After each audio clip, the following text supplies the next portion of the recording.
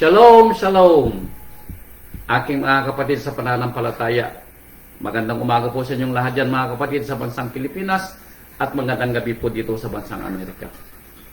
Tunay nga po, napakapalad po natin dahil muli ay ipagdiriwang natin sa araw na ito sa mamayang hapon o mamayang paglubog ng araw dyan sa bansang Pilipinas at bukas naman namin dito sa bansang Amerika ang pag-alaala po uli natin ng pista ng Pasko na ito yung kwento kung paano yung pagmamahal at dakilang kapangyarihan ni Amang Yahweh nang iahon niya ang kanyang bayang Israel sa bayan ng Ehipto sa pagkaalipin. Ito rin ay kahalintulad kung paano yung pagmamahal ng Ama na ibinigay niya ang kanyang bugtong na anak para sa atin, para tayo naman ay ahunin sa ating mga pagkakasala. Kaya muli, talasasin po natin ang kwento ng Rabay. Naway sa kanyang aral po sa oras kong ito, magunita uli natin kung paano yung sakripisyo na ginawa ng Rabay para sa atin. Dapat nating uling maunawaan ng kwento para mabigyan natin ng halaga kung paano yung paghihirap na ginawa ng Rabay para sa atin. Para tayo ay huwag mamatay sa ating mga kasalanan, kundi bagkus ang kamatayan ay mapalitan ng buhay na walang hanggan kung ating mauunawaan ng kwento ng kanyang paghihirap na ginanap dito sa lupa. Kaya talasasin natin ang kwento mga kapatid kung ano ang ginawa ng ating Rabay para sa atin. Ang pamagat po ng ating aral mga kapatid sa oras kong ito ay He chose to die for me to live. Pinili po niya ang mamatay upang tayo ay mabuhay. Yun po yung kwento ng Rabay. Dahil alam natin ang kwento na bilang tao, alam po natin na tayo po ay mamamatay. Dahil nasusulat sa aklat ng Hebrew na nasasabi, itinakda sa tao na siya ay mamatay. At pagkatapos po nito, ay ang paghuhukom. Yun pong sinasabi sa aklat ng Hebrew. At maaalala natin na sinasabi sa aklat ng mga Roma, dito sa chapter 6, verse 23, na ang kabayaran ng kasalanan ay ano? Kamatayan. Yun po ang kabayaran. At tayo, bilang taong makasalanan, na minana natin ang pagkakasalang ito dahil kay Adan, na siyang ating ninuno na pinanggalingan ng sanlibutan, tayo po'y mamamatay sa ating mga kasalanan. Kaya ang ating katawan ay mabubulok balang araw. Pero ito po yung din ng dahilan kung bakit, ano po, doon pa lamang po sa aklat ng Henesis, ipinahayag na ng Ama na tutubusin niya muli ang tao sa kanyang pagkakasala. At ito ay ginawa ng Rabay nang siya initusan dito sa lupa ng Ama para akuhin ang kasalanan ng sanlibutan. Pero ang tanong, may naniwala ba nang dumating sa lupa ang ating Rabay? Talasasin po natin ang kwento. Dahil dito sa aklat ng Isaias, sisimulan natin ang kwento. Sa Isaias na ipinahayag ang kapanganakan ng ating Rabay, bago pa man po siya isilang, almost 600 years before dumating ang Rabay bilang tao dito sa lupa, ay idiniklara na kung ano yung kanyang magiging buhay. Kung paano siya tatanggapin at hindi tatanggapin ng kanyang bayan. At kung paano ipapangaral ang kanyang salita at ang kanyang buhay na ibinuhay dito sa lupa sa atin na magbabasa at makikinig ng kanyang salita. Talasasin natin ang kwento mga kapatid. At tanungin natin sa ating sarili, karapat dapat ba tayo sa kamatayan ng Rabay? Dahil kung tayo ay walang pananampalataya, walang silbi po ang naging paghihirap ng Rabay. Sa mga hindi nananampalataya ng ating Rabay ay namatay sa tulos para sa kanilang mga kasalanan, walang silbi ang kamatayan ng Rabay. Ito'y hindi para sa kanila. Dahil ang kamatayan ng Rabay ay para lamang sa mga mananampalataya. Dahil ang kapalit ng kamatayan ng Rabay ay ang buhay na walang hanggan, supposedly, sa mga mananampalataya. Ano po? Talasasin natin ang kwento dito sa aklat ng Isaiah chapter 53 verse 1. Ito ang sinabi ni Isaiah. Ano po? Bago pa man dumating dito sa lupa ang ating rabay. Ano po? Isaiah 53 verse 1. Sinong naniwala sa aming balita at kanino nahayag ang bisig ni Amang Yahweh? Now, sino daw ang naniwala sa balita? Na ang pagliligtas ng Ama ay darating sa lupa. Sino daw ang naniwala? Sino, sabi niya, ang maniniwala sa balita? At kanino nahayag ang bisig ng Ama? Yun po yung katanungan. Sino ang maniniwala? Dahil talastasin natin ang kwento na hindi lang sa Bagong Tipan mababasa ang pagmamahal ng Ama kung ilang beses na nagpadala siya ng kanyang mga tinatawag na lingkod para iahon, patigilin, baguhin ang buhay at pananalita ng mga taong kanyang pinili na pakitaan ng kanyang kapangyarihan at dakilang kalooban. Dahil kung babalikan natin ang kwento dito sa pangalawang Kronikas, ganito rin ang kwento. Nung ang Ama ay nagpadala rin ng kanyang mga tinatawag na lingkod sa kanyang bayang Israel. Pangalawang Kronikas, chapter 36, verse 15. At si Amang Yahweh, ang ama ng kanilang mga magulang, ay nagsugo sa kanila, meaning sa bayang Israel, sa pamamagitan ng kanyang mga sugo, na bumangong maaga at nagsugo, sapagkat siya ay nagdalang habag sa kanyang bayan at sa kanyang tahanang dako. Anong sabi niya? Noong panahon ng mga Israelita, bago pa man naging tao ang rabay, hindi na po bago na ang Ama ay nagpapadala ng kanyang sugo. Parang yung kwento kanina ng patutuo ni kapatid na Geraldine, na sinasabi sa Isaiah din, kinuha kong ransom, kinuha kong kapalit, ang bayan ng Ehipto, ang bayan ng Seba, ang bayan ng Ethiopia, kinuha ko silang kapalit mo. Sabi niya Mang Yahweh sa bayang Israel, ganon kita kamahal. Ganon kita kamahal. At kung hindi pa ito magiging sapat, sabi niya, mayroon pa akong ipapadalang kapalit na mas higit sa mga kinuha ko ng kapalit para sa iyo. Ito yung ating rabay. Kaya sabi niya dito, sinong naniwala sa balita? Dahil nung panahon ng mga Israelita, hindi rin nila pinakinggan ang mga salitang kanilang narinig mula sa kanilang mga propeta. Now, sa ating mga panahon, mga kapatid ko, sa mga ipinadala ng Ama na kanyang mga lingkod na bumabangong maaga, may makikinig kaya sa kanila? Sa mga naririnig nating aral mula sa ating rabay na ipinapadala ng kanyang mga lingkod, may makikinig ba kaya sa kanila? Yun pong katanungan po. Dahil sabi niya dito sa verse 16, ngunit kanilang tinuya ang mga sugo ng Ama at niwalang kabuluhan ng kanyang mga salita at dinusta ang kanyang mga propeta hanggang sa ang pag-iinit ni Amang Yahweh ay bumugso laban sa kanyang bayan hanggang sa mawalan ng kagamutan. Now, wag po nating hintayin na bumugso ang galit ng Ama doon sa ibinibigay niyang awa. Bagamat ito ay galing sa lumang tipan, pero ito ay kwento din natin sa ating panahon na hindi rin nagkibit balikat ang Ama sa pagpapadala ng kanyang mga lingkod. Hindi po siya nagkulang sa atin. Mayroon siyang ipinapadala sa atin para maunawaan natin ang kwento ng kanyang pagliligtas.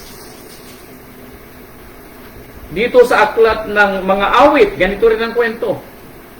Now, inuulit lang natin kung ano ang ginawa na ng Ama sa tao noon, ngayon, at sa kasalukuyan. Aklat ng mga awit, chapter 81. Sabi niya dito, verse 8. Dinggin mo, o bayan ko, at ako'y sasaksi sa iyo. O Israel, ikaw ay makikinig sa akin. Hindi magkakaroon ng ibang Elohim sa iyo, at hindi ka man sasamba sa anumang imahe. Ako si Amang Yahweh mong Ama na naglabas sa iyo saan? Mula sa lupain ng Ehipto. Now, ano ang kahalintulad sa ating panahon ang lupain ng Ehipto? Na siyang lupain ng pagkaalipin ng bayang Israel ng panahon nila? Ito yung kasalanan na ating tinalikuran na. Ngayon na tinalikuran na natin, pero before natin siya nakilala, alipin din tayo sa paggawa ng kamangmangan. Bakit? We don't know any better.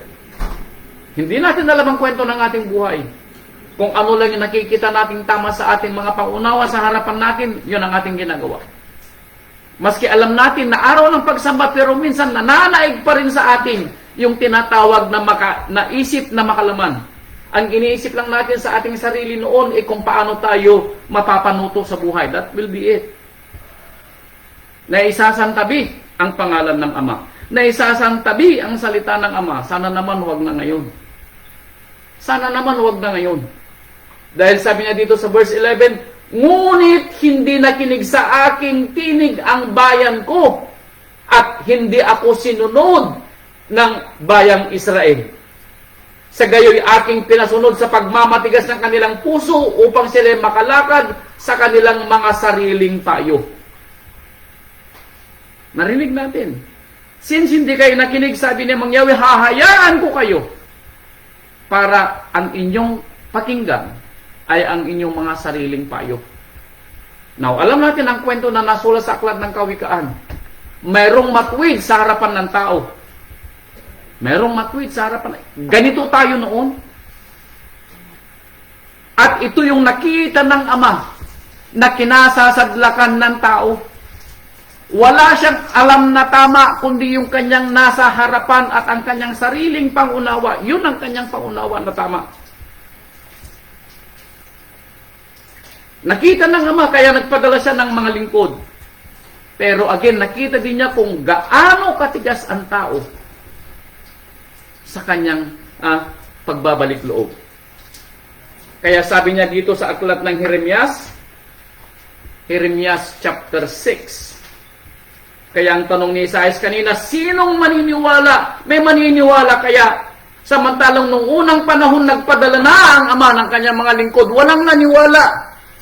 Pinagpapatay pa nila ang kanyang mga propeta.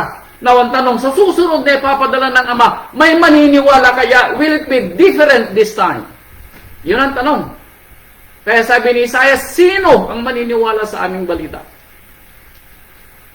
Sabi dito sa Jeremias chapter 16,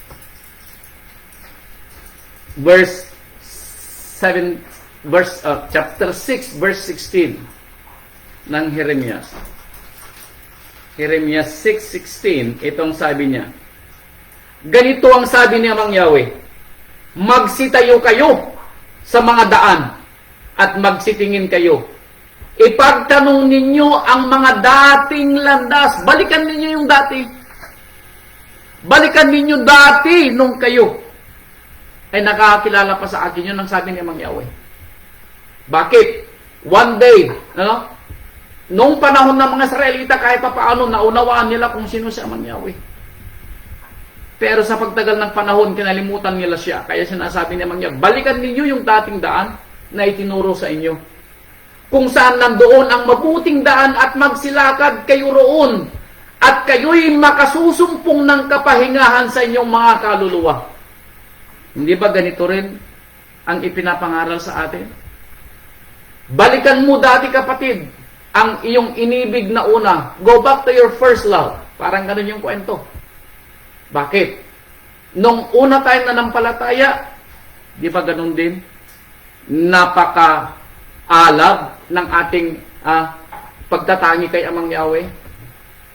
Pero habang nagtagal ang panahon, lumamig. Sabi ni Amang Yahweh, now, na naririnig natin, balikan mo ang dati. Pero anong sabi ng bayang Israel? Ngunit kanilang sinabi, hindi kami magsisilakad doon. Kaya anong ginawa ni Amang Yahweh? Ako'y naglagay ng mga bantay sa inyo na aking sinasabi, inyong pakinggan ang tunog ng pakakak. Anong ginawa ng Amang Yahweh? Nagpadala siya ng mga magsasalita para sa kanila. Parang ang kanyang kahalintulad sa mga lingkod ay mga tunog ng pakakak. Makinig kayo, sabi ni Mang Yahweh. Pero anong sinabi ng mga tao sa kanya? Ngunit kanilang sinabi, hindi kami makikinig. Imaginin ninyo ang katigasan ng ulo ng tao. Hindi ba ganun din sa ating panahon? Kung titignan natin one way or the other, tayo po ay nalugmok din. Sa katigasan din natin ng ating mga ulo. Sa katigasan din ng ating mga ulo. Kaya ang tanong, sino ang maniniwala sa aming balita? Ganito ang kwento ng ating rabay. Kaya ang tanong, kung ganito ang ginawa ng mga tao ng panahon ng mga propeta at mga lingkod sa lumang tipan, ganito rin ba ang mangyayari sa ating rabay? According kay Propeta Isaias, ganito yung kwento ng kanyang buhay. Balikan po natin ang Isaiah 53 verse 2. Dahil yung verse 1, pinatunayan natin na nung panahon ng mga Israelita, walang nakinig sa mga kanyang piniling lingkod. Sa kanyang panahon, nung panahon ng ang grabe naman ay andi dito sa lupa, ganito yung kwento niya. Isaiah 53 verse 2. Isaiah 53 verse 2. Balikan natin ng kwento.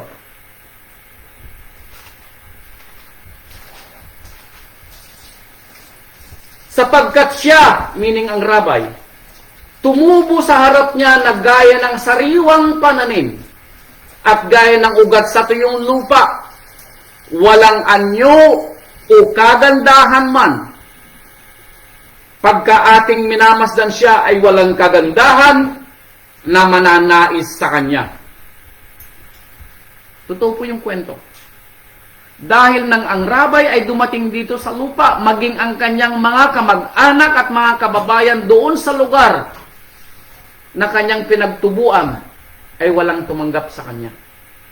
Siya rin ang nagsabi sa kanyang sarili na walang propetang tinatanggap sa kanyang sariling bayan. So natupad po yung hula na walang makakakilala sa kanya. Sabi niya, kanino nahayag ang bisig ni Amang Yahweh? May nakakilala ba? Wala. Walang nakakilala sa kanyang bayan. Maliban na lamang nung namili na siya ng kanyang mga lingkod. Pero in the beginning, walang nakakilala sa kanya.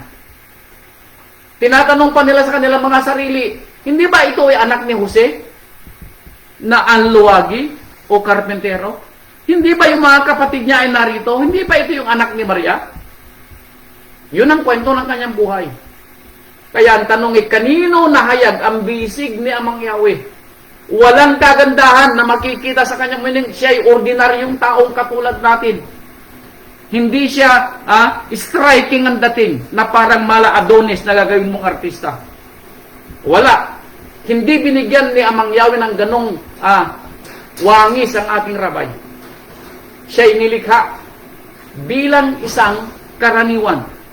At kung maalala natin ang kwento, siya isinilang sa sabsaban at hindi sa isang marangyang palasyo.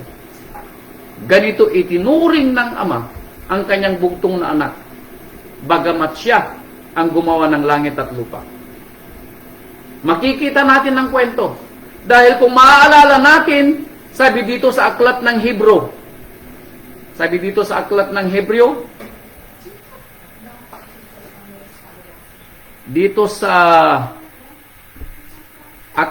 ng Hebreo ay nasulat,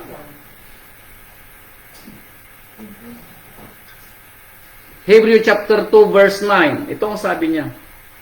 Hebreo chapter 2 verse 9.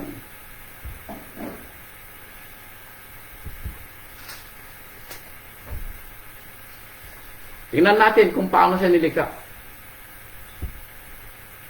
Kundi nakikita natin na ang ginawang mababa ng kaunti kaysa mga anghel sa makatwid ay si Yahshua, na dahil sa pagbata ng kamatayan ay pinutungan ng kaluwalhatian at karangalan upang sa pamamagitan ng biyaya ng Ama ay lasapin niyang kamatayan dahil sa bawat tao. Nung sabi niya, siya nilikha na mas mababa kaysa sa mga anghel. Now, kailan siya nilikha na mas mababa sa mga anghel? nung siya ay naging tao. Nung siya ay naging tao, iniwanan ng ating rabay ang kanyang karangyaan, kaluwalhatian at kapangyarihan bilang bugtong na anak ng ating Amang Yahweh. Now, alam natin ang kwento na sinasabi sa sulat ni Aklat ni David, sa Aklat ng mga Awit, na ang kanyang upuan ay nasa kanang bahagi ng Ama. At siya kasama ng Ama, even in the beginning.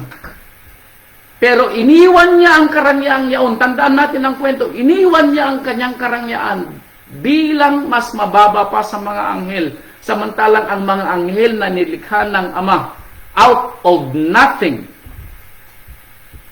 ay inuutusan lang niya. And yet, ginawa siya ng ating Ama at Elohim na mas mababa pa sa anghel. Ginawa siyang tao na makakaramdam ng kapighatian at kasakit-sakitan. Kaya sabi dito sa Isayas, siya ay tumubo sa harap niya na gaya ng sariwang pananim at gaya ng ugat sa tuyong lupa. Yun ang ating rabay. Siya'y hinamat at itinakwil ng mga tao. Isang taong sa kapanglawan at bihasa sa karamdaman at gaya ng isa na pinagkublihan ng kanilang mukha ng mga tao, siya'y hinamat at hindi natin hinalagahan siya. Ouch. Now, balikan natin ang kwento kung paano hinamak ang rabay sa kanyang panahon. Dito sa Mateo 27. Mateo 27. Now, ang babasahin kong kwento sa inyo ay yung panahon na siya na po ay nasa kanyang daan para tukdin ang pahayag sa kanya na ibinigay ng Ama sa kanyang alituntunin niya kung bakit siya ipinadala dito sa lupa. Matthew 27 verse 27. Tignan natin ang kwento. Balikan natin ang kwento ng rabay. Matthew 27 verse 27, sabi niya dito, nang magkagayoy dinala ang ating Rabay Yeshua ng mga kawal ng gobernador sa Pretorio at nagkatipon sa kanya ang buong pulutong. At siya'y kanilang hinubadan at dinamtan siya ng isang balabal na kulay pula. At sila'y nangagkama-kama ng isang putong na tinik at ipinutong sa kanyang ulo at inilagay sa kanyang kanang kamay at inilagay sa kanang kamay niya ang isang tambok at sila'y nagsiluhod sa harap niya at siya'y kanilang nilibak na nagsisipagsabi, "Magalak, hari ng mga Hudyo." At siya'y kanilang niluluraan at kinuha nila ang tambo at sinaktan siya sa ulo. Now, according sa nabasa ko, yung inilagay nilang tinik sa kanyang ulo, yung kanyang tinik po noon, almost 2 inches ang tinik noon. At according dito, pinalo nila ang inilagay nila sa kanyang ulo ng tambo. Now, may imagine ninyo kung paano tumusok sa kanyang bumbunan, sa kanyang anit, yung 2 inches, one way or the other, tumulo po ng dugo. And then, siya'y niluraan at siya'y nilibak at hinamak, "Magalak, hari ng mga Hudyo." Now, imagine po ninyo yung kapangyarihan ng kapangyarihan ng Ama na matitiis niyang tingnan ang kanyang bugtong na anak. Now, imagine ninyo si Amang Yahweh na nakatingin sa taas at nakikita niya sa lupa ang kanyang anak habang ginagawa nila ito. Alam niyo yung pagpipigil. Imagine yung pagpipigil ng isang makapangyarihan na hindi siya gumawa ng anuman, kundi hinayaan niya ang ganitong pangyayari. Now, imagine natin kung tayo yung Ama at nakikita natin na ginagawa ito sa ating mga anak at may kapangyarihan tayo. Hindi kaya tayo mag-intervene? At yung anak mismo na may kapangyarihan na gumawa ng mga himala, pero tinikis po niya o winidhold niya, should I say, ang kanyang sarili para lang mangyari ang kautusan na siya ipinadala dito sa lupa. para sa kasalanan ng sanlibutan. Siya'y nilibat, sabi niya,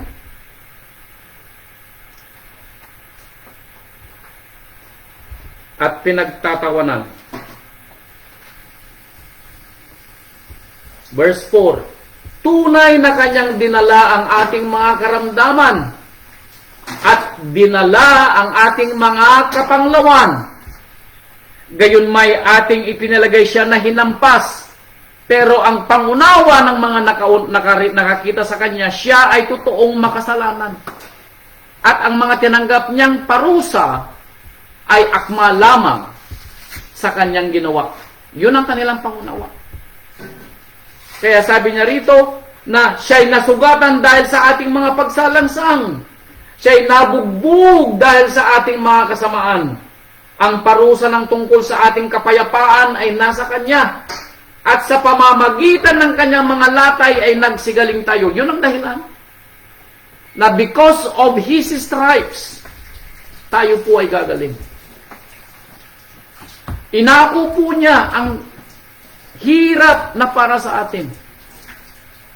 Kaya sabi dito sa Mateo 27 verse 35, balikan natin. Ang hirap na ginawa na naranasan niya. Matthew 27:35. Matthew 27:35.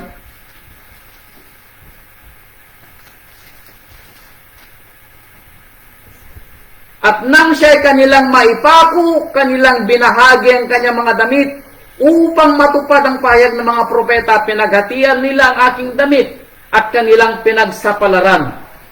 Anong sabi nila? Matapos na siya'y ipako, pinagsapalaran pa ang kanyang nag-iisang damit.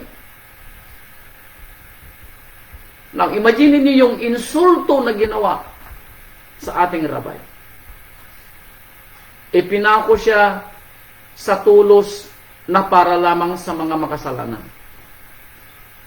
Ipinako siya sa tulos na para lamang sa mga makasalanan. Para siyang tupa na dinala sa kakatayan, pero hindi natin narinig na siya'y umimikman o nagreklamo sa kanyang bibig.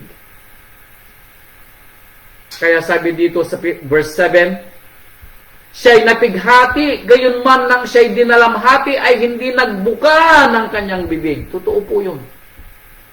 Gaya ng kordero na dinadala sa patayan at gaya ng tupang nasa harap ng mga manggugupit sa kanya ay pipi. Gayon man ay hindi niya ibinuka ang kanyang bibig. Na imagine niyo yung kwento. Kung paano naghirap, pinahirapan ng rabay sa kasalanan hindi naman sa kanya. At hindi natin siya nabasa na siya nagsalita laban sa mga gumawa ng masama sa kanya. Nabasa natin yung kwento na siya mismo ang nagsabi sa kanyang bibig na sinabi niya sa rabay, Amang Yahweh, aking ama ko, patawarin mo sila dahil hindi nila nalalaman ang kanilang ginagawa. Yun ang sinabi ng rabay na alam natin. Yun ang sinabi ng rabay na alam natin. Ano po? Kaya sabi dito sa Pilipos, puntahan natin sa Pilipos kung anong masasabi ni Apostol Saulo sa paghihirap na ginawa ng rabay. Pilipos chapter 2, verse 6 through 8. Pilipos chapter 2, verse 6 to 8. Na siya, bagamat nasa anyong pagkailuhin, meaning may kapangyarihan ng rabay, at may deitiness na isang Elohim. Bakit? Nasa kanyang kapangyarihan ng Ama. Ibinigay ito ng Ama sa kanya dahil siya yung bugtong na anak. Pero bagamat siya ay may anyong pagkailuhin, hindi niya inaring isang bagay na nararapat pananglan ang pagkapantay niya sa Ama. Pero hindi niya ginamit ang kanyang pagkapantay sa Ama bilang isang Elohim. Dahil alam natin ang kwento na siya ay Elohim sa sa characteristics. Ano po? Mayroon siyang pagka-Elohim dahil siya anak ni Amang Yahweh at mayroon siyang characteristic bilang isang Elohim. Pero ito hindi niya ginawa. Anong sinabi ko sa inyo kanina?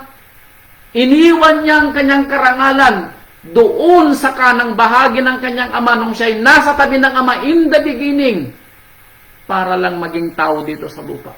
Kailangan niyang gawin. Naiwan ang kanyang kapangyarihan dahil hindi mangyayari na siya magiging tao kung hindi niya iwanan yung kanyang pagiging bugtong na anak ng ama. Kaya iniwanan niya ang kanyang pagka-Elohim. Itong sinasabi ni Saulo sa kanyang sulat sa mga Pilipos, bagamat nasaan yung ama at Elohim, hindi niya ito inaring isang bagay, kundi bagkus hinubad niya ito at nag-anyong alipin na nakitulad sa mga tao. Na imagine niyo yung sakripisyo na ginawa niya. Ito'y kahalintulad. Hindi natin na ikukumpara dito sa lupa. Pero imaginin mo na ikaw yung anak ng presidente at iniwanan mo yung pagiging presidente at namuhay ka na parang mahirap sa mahirap pa dito sa nasasakupan ng yung ama na presidente. Yun ang kahalintulad niya. Ano po? Aatibin niya na gano'n ang kanyang magiging buhay. Tinanggap niya na gano'n ang kanyang buhay. Pinili niya na gano'n ang kanyang buhay. Bakit? Para lang matupad ang hula na ibinigay ng kanyang ama na makapangyayari ang salita ng ama para sa ikatutubos ng sanlibutan. Yun po ang kanyang dahilan sa pagmamahal niya sa kanyang ama. No po, pinili niya na maging tao dito sa lupa. Yun ang sakripisyo niya na baka hindi pa natin naunawaan. Ano po? Yun ang sakripisyo niya. Imagine niyo yung panahon na hindi natin alam dahil wala namang panahon sa ating ama, sa ating rabay. Nakasakasama niya ang ama in the beginning before the creation of everything. And then all of a sudden, in the blink of an eye, iniguan niya ang kanyang pagiging anak. At siya bumaba dito sa lupa para maging tao. Pero hindi siya bumaba dito sa lupa para maghari.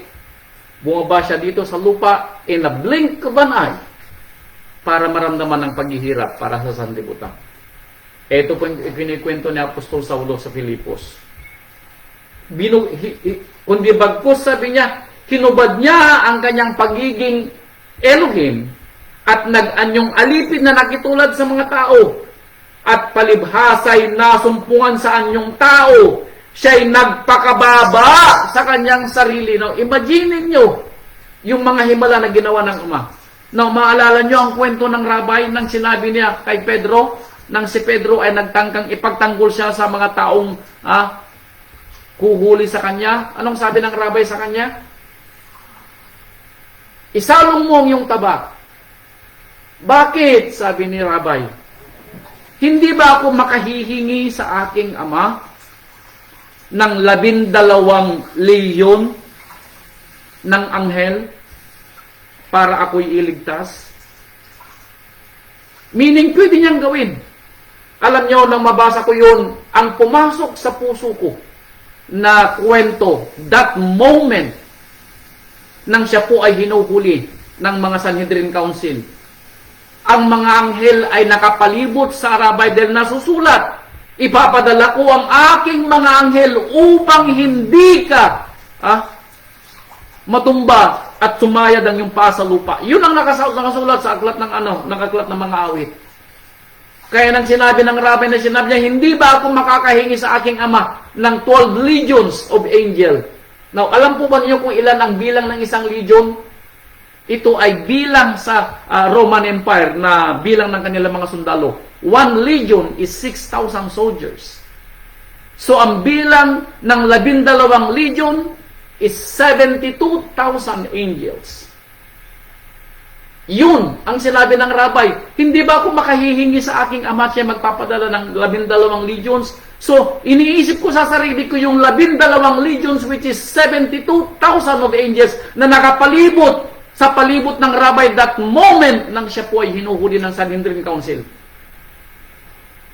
At imagine niyo ang kwento nung panahon ni Hezekiah ng isang anghel ay pumatay sa Syrian Empire Army ng ilan sa loob lang ng isang gabi, 185,000. Kung ang isang anghel ay makakapatay ng 185,000, imagine niyo ang 72,000, so 185,000 times 72,000. Imagine po niyo yun. Po,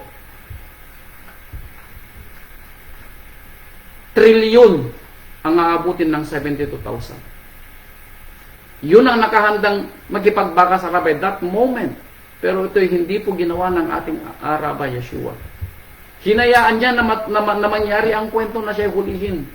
Kaya sinasabi niya rito, kundi, ang sabi niya, palibhasa ay nasumpungan sa anyong tao, siya nagpakababa sa kanyang sarili at nagmasunurin hanggang sa kamatayan. Bakit? Dahil ito ang kagustuhan ng ating Ama. Ayon sa kwento niya, na sinasabi niya, na kung pwede nga lamang Ama ko, sabi niya, tanggalin mo ang kupa, pero wag ang aking kalooban ng masunod, sabi niya, ang kalooban mo. Bakit? Dahil pinili ng rabay na maghirap para maganap lamang ang kalooban ng Ama. Yun ang pagkakaalam nating kwento. He chose to die. Pinili niya na maghirap. Pinili niya mamatay para sa atin. No po? Kaya nasulat na siya ay nasugatan dahil sa ating mga pagsalangsang. Yun ang kwentong alam natin. Dahil sa atin. Gawin nating personal. Dahil sa atin. No po? Dahil sa atin. Dahil sa atin ang kwento kung bakit siya namatay. Ano po?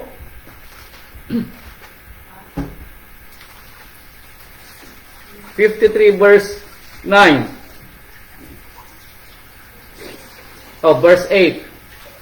Sa pamamagitan ng kapighatian at kahatulan ay dinala siya, at tungkol sa kanyang lahi, sino sa kanilang gumunita na siya'y nahiwalay sa lupain ng buhay, dahil sa pagsalangsang ng aking bayan ay nasaktan siya. May gumunita ba? Tayo po ang gumugunita. Sa mga hindi nakakilala at hindi nananampalataya, walang silbi ang kamatayan ng rabay at paghihirap niya. Pero tayo ang gumugunita. Itong dahilan kung bakit may pista ng Passover, bakit may pista ng tinatabag nating pag-inom ng ubas at pagkain ng tinapay. Ito yung dahilan para maalala natin ang kwento kung bakit namatay ang rabay sa tulos dahil sa atin. Tinatanong ng ni Propeta Isaias, may gumunita ba sa kanyang pangyayari sa buhay? Na siya'y nahiwalay sa lupain ng mga buhay? May gumunita ba ng kanyang kamatayan? Tayo yun. Kaya obligasyon natin na gunatain kung bakit namatay ang rabay para sa atin. Para ipaalala natin sa ating sarili na ang buhay natin ay utang natin doon sa namatay sa tulos. Yun ang dahilan kung bakit ginagawa natin ito taon-taon. At ito rin ang dahilan kung bakit ipinapangaral natin ang kamatayan ng rabay dahil siya namatay para sa atin. Siya namatay para sa atin. Ano po? At ginawa nila ang kanyang libingan na kasama ng mga masama. Totoo yun. Dahil nung siya po ay ipinako sa tulos, ipinako din sa kaliwat, sa kanan niyang bahagi, ang mga magnanakaw. Yun ang kwento.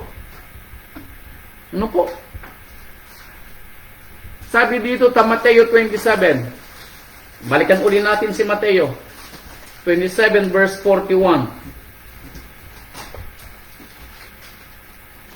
27:41. Gayon din naman ang paglibak sa kanya ng mga pangulong saserdote, pati ng mga eskriba at ng mga matatanda na nagsisipagsabi, nagligtas siya sa mga iba, sa kanyang sarili ay hindi makapagligtas. Siya ang hari ng Israel, bumaba siya ngayon sa tulos, at tayo'y magsisampalataya sa kanya. Imagine yung pandilibak na ginawa nila sa anak ng Ama. Kung ikaw yung anak ng Elohim, bumaba ka ngayon sa tulos. Ito yung sinasabi natin na hindi natin alam ang ating sinasalita. Sa ganitong mga bagay, hindi natin alam ang kwento. Kaya tayo, pag hindi natin alam ang kwento, daldal na lang tayo ng daldal. Kaya tayo dapat ay magpakapanda sa salita ng Ama para alam natin ang kwento kung bakit ganito ang sulat na nasusulat sa Biblia. Bakit? Dahil ito'y dapat basahin ng paunawa. Ito'y salita ng mga saserdote at mga eskriba na bagamat sila nagsasabi na nakakaalam sa kautusan, sila po'y walang pangunawa ng panahon ng rabay. Kaya natupad sa kanilang hula ni Propeta Isaias, nakikita nila pero wala silang makita. Naririnig nila pero wala silang maunawaan. Yun ang kwento. We pray na hindi tayo. Na nakikinig tayo ngayon pero wala tayong nauunawaan. Huwag naman sana po. Dahil walang halaga ang aral na ipinapangaral sa atin sa kamatayan ng rabal kung wala tayong pangunawa na namatay ang rabay dahil sa atin. Kaya parang narinig ko kanina ang kwento na pilitin natin na tayo ay mamuhay na parang banal. Na wala ng pagkakasala. Pilitin natin dahil maging si Apostol Yohanan ay nagsabi, mga anak ko, isinusulat ko sa inyo, sabi niya kanyang sulat sa unang 1 chapter 2, verse 1, upang kayo huwag magkasala. Yun ang sabi ni Apostol Juan. Isinusulat ko sa inyo ito, sabi niya, upang kayo ay huwag magkasala. At kung kayo man ay magkasala, sabi ng ating apostol, mayroon tayong tagapamagitan. Yun ang dahilan kung bakit nabuhay dito sa lupa ang rabay, para maunawaan niya na hindi madali ang umiwas sa kasalanan. Dahil naramdaman ng rabay, naranasan ng rabay ang buhay dito sa lupa. Kaya siya ay marunong kung paano niya maunawaan ang kwento ng ating buhay dito sa lupa. Marunong po siya. Dahil nabuhay siyang katulad natin. No po? Kaya sabi ng mga matatanda, nanalig siya sa Ama. Verse 43. Iligtas niya siya ngayon kung siya'y iniibig sapagkat sinabi niya, ako'y anak ng Ama. Now, imagine ninyo na ito'y sinabi nila sa rabay dahil sinabi ng rabay na siya'y anak ng Ama. Pero sabi ng mga eskriba at pariseyo, kung totoong siya'y anak ng Ama at siya'y iniibig ng Ama, bakit siya hindi ililigtas ngayon? Bakit? Dahil hindi nila alam ang kwento. Kung alam lang sana nila ang kwento ng dahilan kung bakit bumaba dito sa lupa ang rabay ay pamatay para sa kanila, sana hindi ganito ang kanilang mga ginawa at inisip. Pero tayo, na alam natin ang kwento, huwag tayong magkibit-balikat mga kapatid ko. Huwag nating sayangin ang pagkamatay ng rabay sa tulos sa ating pang-araw-araw na buhay. At tayo pa rin ay instead na iiwas natin ang ating sarili sa paggawa ng pagsalangsang, tayo pa ang umaakit sa ating mga sarili. Huwag naman sana. At sa ayo pang magsasabi na gagawa ng excuse para huwag magawa ang kalooban ng Ama. Tayong gumagawa ng excuse. Huwag nating sisihin ng iba. Huwag nating sisihin ng ating mga boss. Huwag nating sisihin ng ating mga mahal sa buhay sa paggawa ng pagsalangsang. Sisihin natin ang ating sarili. Dahil namatay ang tulos para sa atin. Hindi ang iyong asawang namatay para sa iyo. Hindi namatay ang anak mo para sa iyo o ikaw ay mamamatay para sa anak mo. Huwag mong tignan ang buhay ng iba. O ihalin tulad mo ang buhay mo sa iba. Iba ka kapatid ko. Kaya nasulat sa aklat ni Pilipos na sinabi ng Apostol Saulo, work for your own salvation. Nang may takot at panginginig. It is between you and Rabbi Yeshua. It is between you and Rabbi Yeshua. Ano po? It is between you and Rabbi Yeshua. Dahil hindi rin tayo makakarating sa Ama na hindi daraan sa ating Rabbi, kaya it is between you and Rabbi Yeshua. Ano po? Kaya talasasin po natin.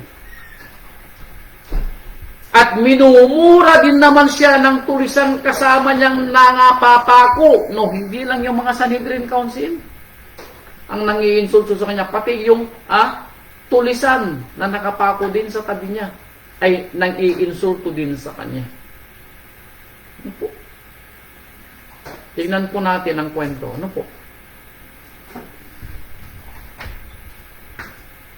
Verse 11 o verse 10. Gayon may kinalugdan ni Amang Yahweh na mabugbog siya.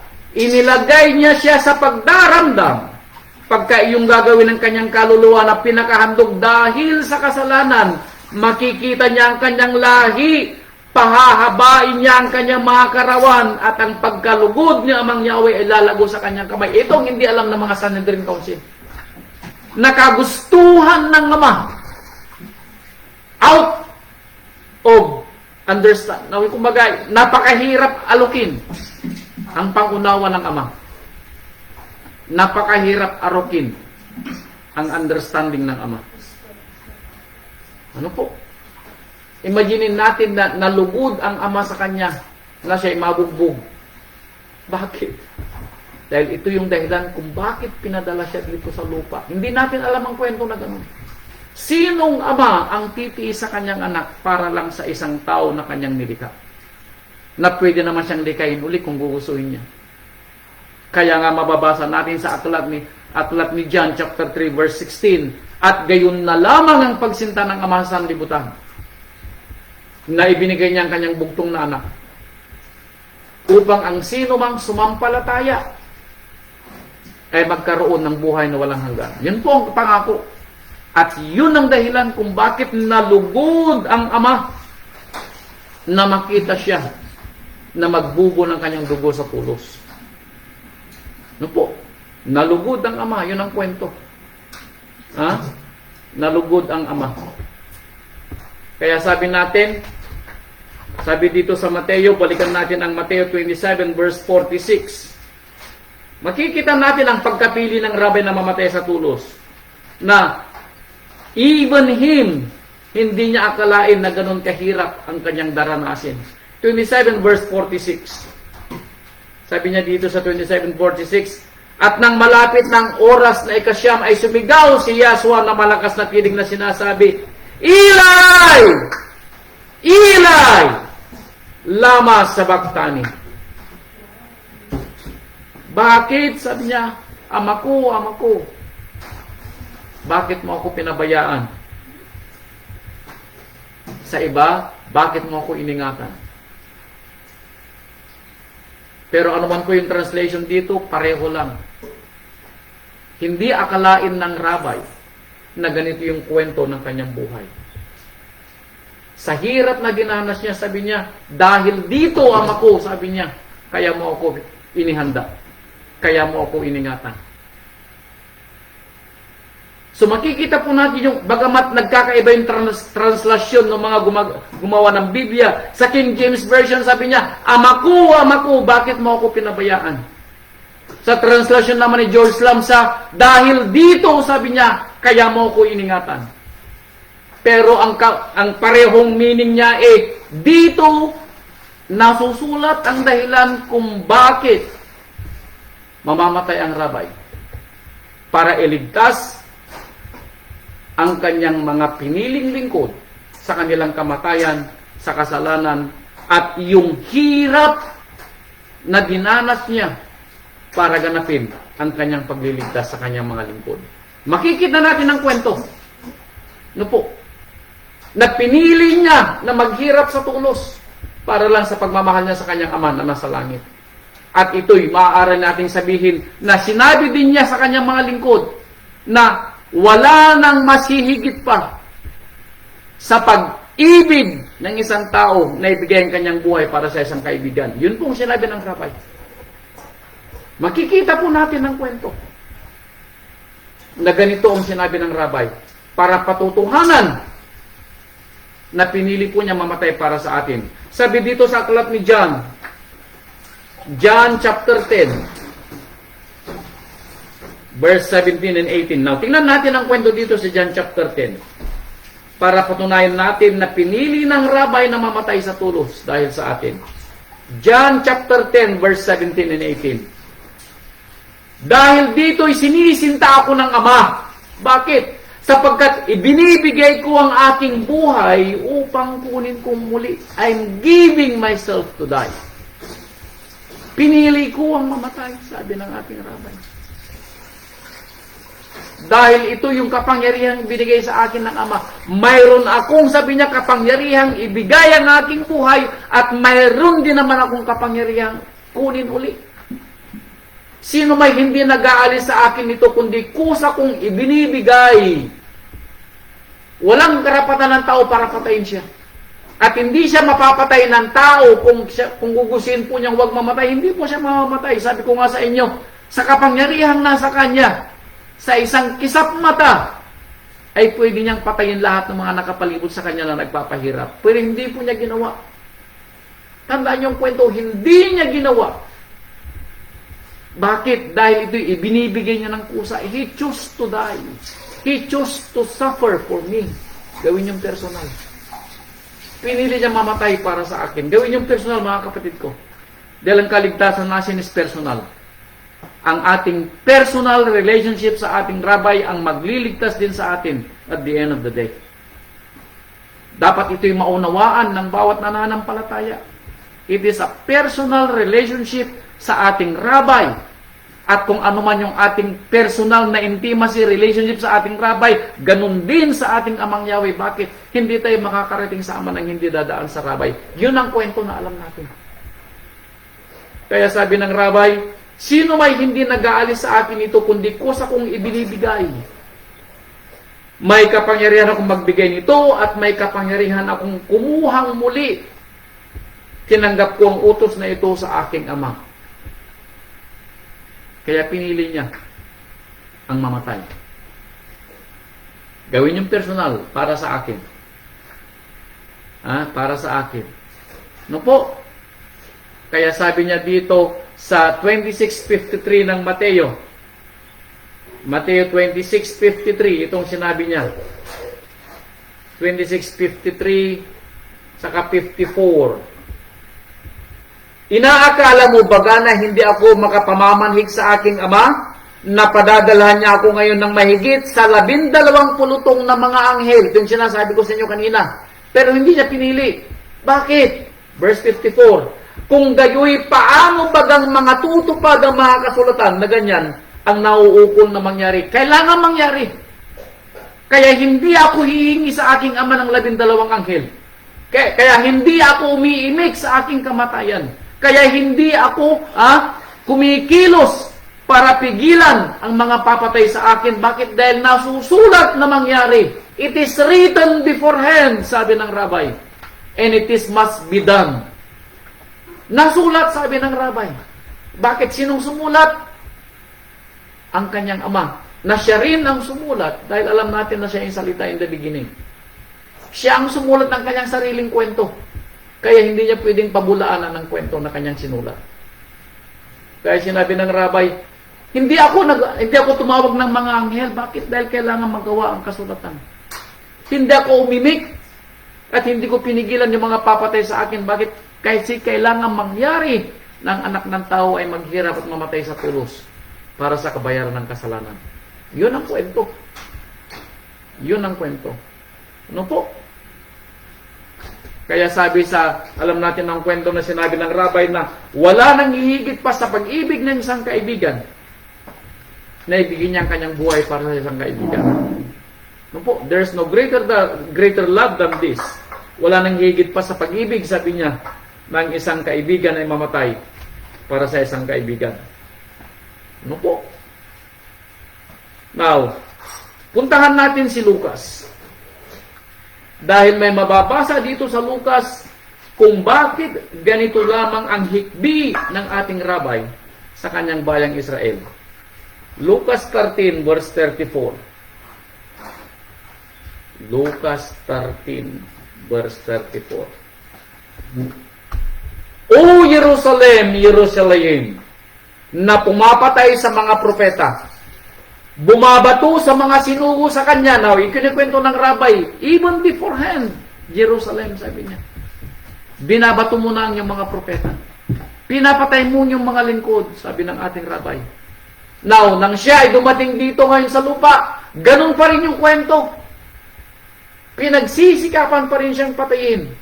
Sabi niya, makailang inibig kong tipunin ang iyong mga anak. Makailan, sabi niya, is it the first time? No. He's been doing it so many times. Paulit-ulit niyang ginawa. Now, hindi ba ganun din sa atin, mga kapatid ko? Paulit-ulit din niya tayong pinapaalalahanan sa ating mga paggawa ng pagsalangsang na baguhin natin ang ating buhay.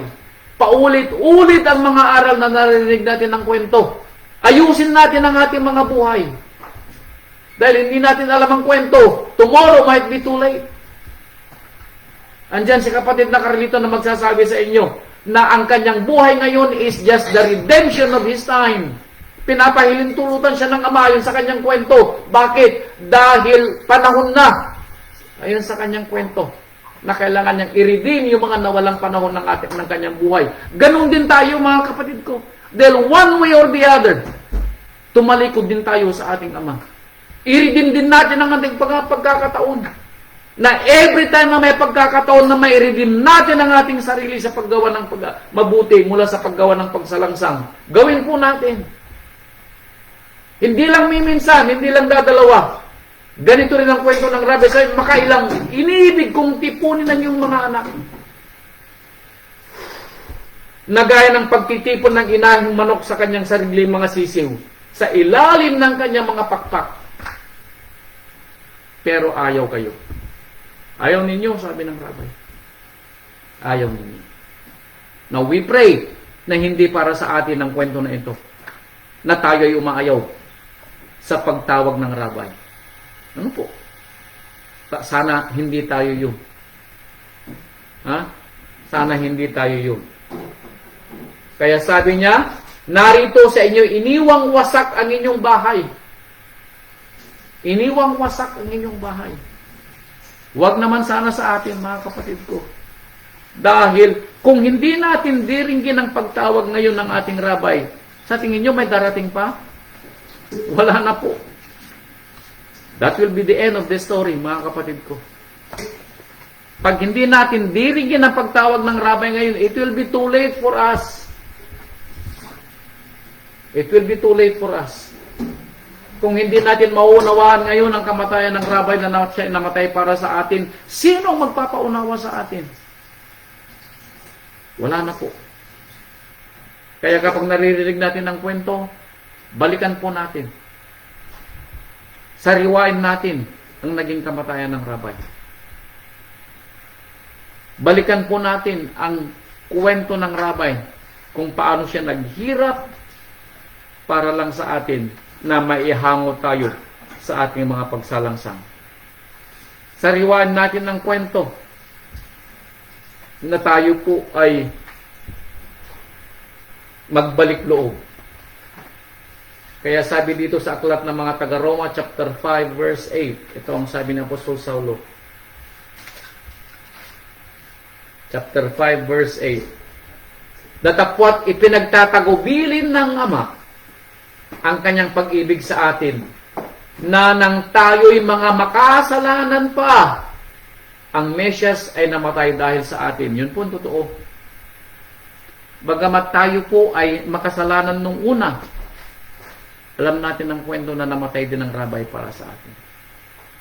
At sa mga susunod pang salinlahi, mauunawaan nila ang kwento na bagamat sila ay nabubuhay sa kasalanan, namatay ang Rabbi din para sa kanila. Dahil sayang ang kamatayan ng Rabbi kung hindi nila kikilalanin na ang tanging daan para ang tao ay mapatawad sa kanyang pagsalangsang ay kilalanin na ang kanyang bugtong na anak na ating Rabbi Yeshua ay namatay sa tulos para sa kanyang sarili. Gawin po nating personal, mga kapatid ko. Ano po? Gawin po nating personal. Verse 10. Sapagkat kung noong tayo'y mga kaaway sa pakikipagkasundo tayo sa Ama sa pamamagitan ng kamatayan ng kanyang anak, lubha pa ngayong nagkakasundo na ay mga liligtas tayo sa kanyang buhay. If before, ano po? If before tayo kaaway ng Ama. At itong dahilan kung bakit, kung maunawaan natin ang kwento, sabi niya, kinuha kong ransom ang Ehipto, ang Siba at Ethiopia para sa iyo. Now, makikita natin ang kwento na ang kinuha niya at ibinigay niyang ransom sa atin ay mismo ang kanyang anak. Dahil siguro ngayon ay mas kikilalanin natin. Noong panahon ng mga Israelita, hindi nila kinilala Kumbaga, nagkulang sila ng pangunawa na pasalamatan ng rabay. Hindi nila alam yung kwento na ang mga ransom na kinukuha ng rabay ay ng ama sa kanila dahil sa pagmamahal niya sa kanila. Ngayon siguro mas maunawa natin ang kwento na ang kinuhang ransom naman ngayon sa atin ngayon ay ang ating Rabbi Yeshua. Now we should be counted dahil ito'y malapit sa ating ama. At sa atin naman, huwag nating sayangin ang pagkakataon dahil kung, sabi nga sa Hebrew chapter 10 verse 25, kung tatalikuran pa natin yung namatay sa tulos na tangi at nag-iisang paraan para tayo ay makapagbalik loob sa Ama. Sabi niya, wala nang natitirang hain. There's no more, wala nang natitira sa iyo. Wala nang chance sa iyo, kapatid ko. There's no more for you. Yun ang sinasabi ng Hebrew 10:26. No more sacrifice for you. Wala nang pwedeng ihahain para sa kasalanan mo, kapatid.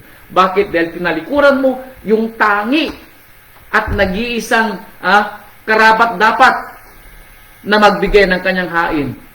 At iisa lamang ang hain na tinanggap ng ating Ama. Ang dugo at katawan ng ating rabay na namatay sa tulos. That's the only one and there's no more. Kaya sinabi ng Hebrew 10:26, kung ito'y tinalikuran mo pa, there's no more sacrifice for you. Wala nang sakripisyo para sa iyo. Ihain mo man ng napakaraming mga baka, mga tupa, wala na. Gumawa ka man ng napakaraming mga sinasabi mong kagustuhan mong gawin na sabihin mo na mabuti para sa iyo, it's too late for you. Bakit? Tinalikuran mo yung bugtong na anak. Dahil nakalimutan mo yung pangunawa na ibinigay sa iyo na walang makakarating sa Ama na hindi daraan sa ating rabay. Kung tinalikuran mo yung tanging daan, saan ka dadaan pabalik sa kaluwalhatian ng Ama? There's none. There is none. No po. Kaya, sabi niya sa Roma chapter 5 verse 10, kung tayo dati ay kaaway ng Ama, dahil sa kamatayan niya, no po, ngayon, ay magiging kaibigan natin ang Ama dahil sa kanyang pagkabuhay na maguli.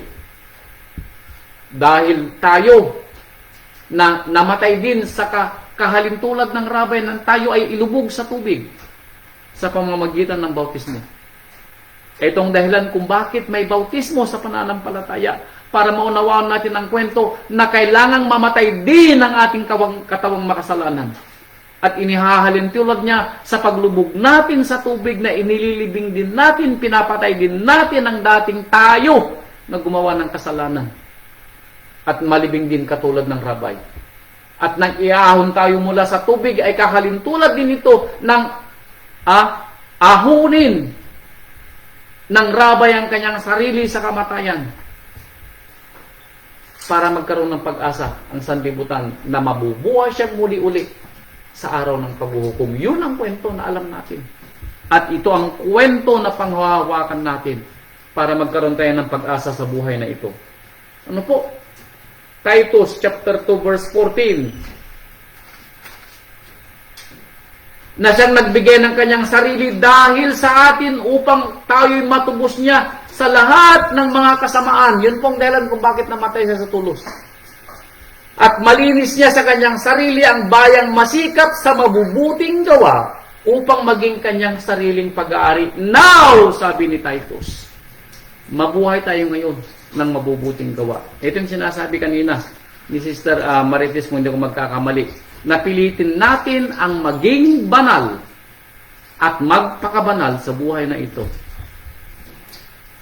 Pag sinabing magpakabanal, iwasan natin ang magkasala. Gawin natin ang kalooban ng Ama sa mabubuting gawa. Sabihin natin sa ating mga kamay, gumawa ng mabuti. Sabihin natin sa ating kaisipan, mag-isip kang mabuti. Sabihin natin sa ating mga mata, tignan mo yung mabuti. Sabihin natin sa ating mga tenga, dinggin natin yung mabuti. Sabihin natin sa ating mga paa, puntahan natin ang mabuti. Sabihin natin sa ating mga dila, magsalita ng mabuti. Mga kapatid ko, itong sinasabi ni Saulo, kung ang mga miyembro ng ating mga kamay ay gumagawa pa rin ng laman, abay kapatid ko, hindi pa ito nailibing nung tayo bautismuhan. Nabubuhay pa rin sa atin ang mga gawang makasalanan. Walang silbi ang kamatayan ng rabay kung yun ang ibubuhay. Ibubuhay natin. No po. Kaya nga, sabi niya sa aklat ng mga Hebrew, chapter 2, verse 14, dahil sa ang mga anak ay may mga bahagi sa laman at dugo, siya na may gayon ding nakabahagi sa mga ito upang sa pamamagitan ng kamatayan niya ay kanyang nalipol yaong may paghahari sa kamatayan sa makatwid ay ang dyablo. This is the reason why kailangan natin ibuhay ang buhay ng rabay. Yung kanyang kamatayan ay maalala natin. Ibuhay natin yung kanyang naging kamatayan.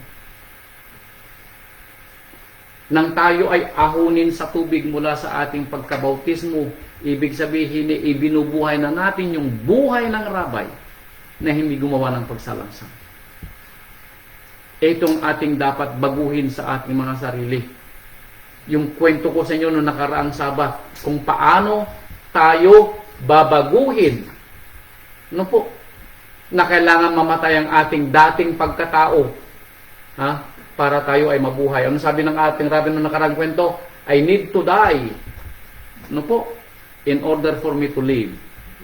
No po, kailangan nating patayin yung dating sarili natin. At ito ngayon dapat ay ating ginagawa. At aalalahanin uli natin ang mga bagay na ito kailan bukas po bago lumubog ang araw. Dahil nasusulat sa aklat ni Apostol Saulo sa mga taga-Korinto, bago natin gawin ang paghuhugas ng mga paa, ang pagkain ng tinapay at ang pag-inom ng ubas, kilalanin natin ang ating sarili. Balikan natin ang rabay. Kung paano siya nabuhay. Kung paano siya namatay. At kung bakit pinili niya ang kamatayan para sa atin. Verse 15, at mailigtas silang lahat na dahil sa takot sa kamatayan ay nangasa ilalim ng pagkaalipin sa buong buhay nila. That was before tayo. That was before tayo. Ano po? That was before tayo. Pero now, malaya na tayong mamuhay sa paggawa ng kabutihan. Dahil hindi na tayo sakop ng dyablo. Wala na sa atin ang tinasabing sting. Ano ba yung sting? Kamandag ng kamatayan. Wala na sa atin ang kamandag ng kamatayan. Dahil sabi dito sa aklat ng John chapter 3 verse 17. John 3:17. John 3:17.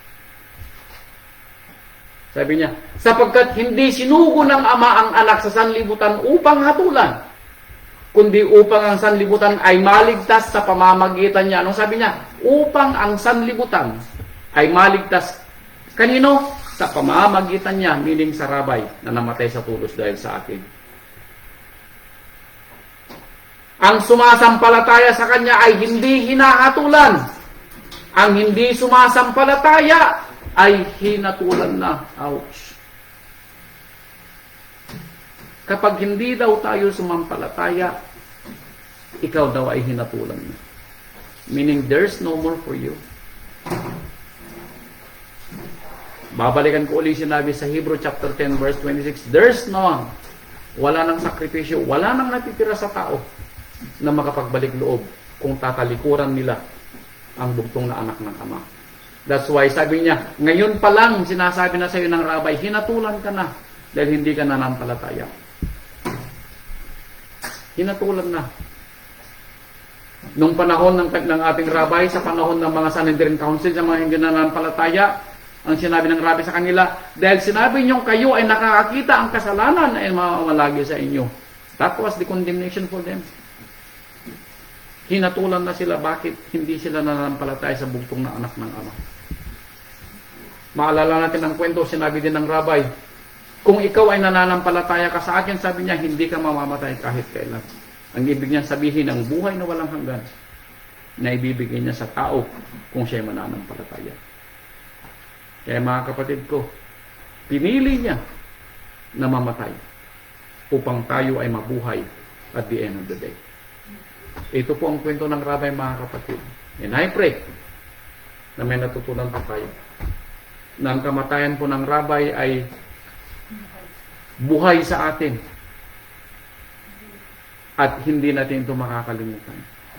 Ibuhay natin ang naging kamatayan ng Rabay. Gwardiyahan natin, bantayan natin ang ating sarili ng gumawa ng mga mabubuting bagay. Gawin natin ang kanyang kalooban. At ang kautusan sa atin, mahalin natin ang ating kapwa katulad ng pagmamahal natin sa ating mga sarili.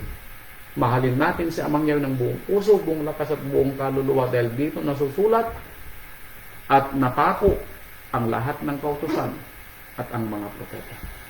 At kung magagawa po natin, mga kapatid ko, tayo po ay aasa at sigurado na kasama tayo na magmamana sa buhay na walang hanggan balang araw dahil sa pananampalataya natin sa bugtong na anak ng Ama na namatay sa tulos dahil sa atin. Mga kapatid ko, ito po ang aral ng Rabay. And I pray na bukas po ng hapon, tayo pong lahat, kumamayan ninyo dyan sa bayang Pilipinas, tayo pong lahat ay karapat-dapat na magpartik ng kanyang Passover. Kumain ng tinapay at uminom ng ubas na sumisimbolo sa katawan at dugo ng Rabay na nabubuo sa tulos dahil sa ating mga kasalanan.